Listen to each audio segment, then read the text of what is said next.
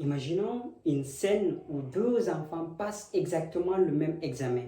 L'un a grandi entouré par des livres, de l'internet et des cours particuliers, tandis que l'autre, lui, il révise à la lumière d'une lampe après avoir parcouru plusieurs kilomètres pour aller se chercher de l'eau.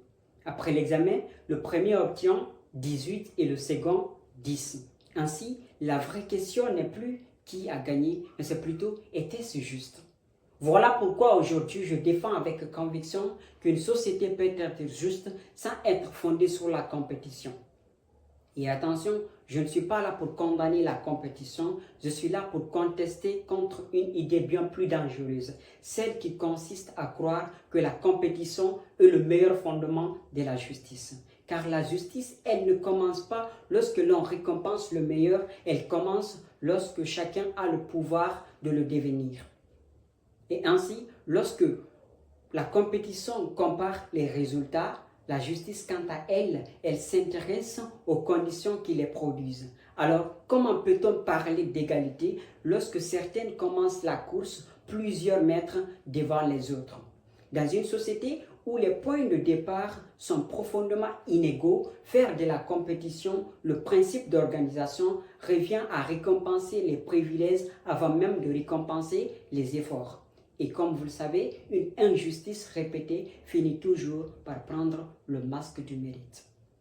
Cher jury, pour bien me faire comprendre, sachez que je ne suis pas contre l'excellence, je ne suis pas contre l'effort. D'ailleurs, je ne suis même pas contre la compétition lorsqu'elle reste un moyen. Je suis plutôt contre cette société qui transforme chaque citoyen en adversaire.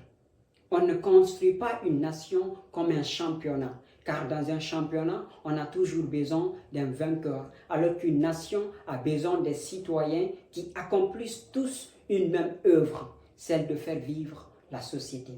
Comme le disait un écrivain, la compétition est toujours une tragédie, alors que la coopération est une aventure. Alors je répète davantage que la compétition peut fabriquer un champion, mais seule la coopération peut construire une nation. Car seul on part plus vite, mais ensemble nous partons plus loin. Mesdames et messieurs, une piste de course a toujours besoin d'un premier et d'un dernier, alors qu'une société juste ne se demande pas qui est arrivé devant, elle se demande plutôt qui on a laissé derrière.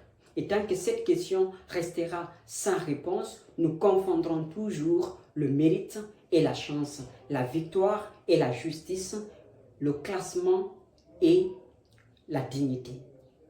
Ainsi, je demeure convaincu qu'une société peut être juste sans être fondée sur la compétition. Je vous remercie.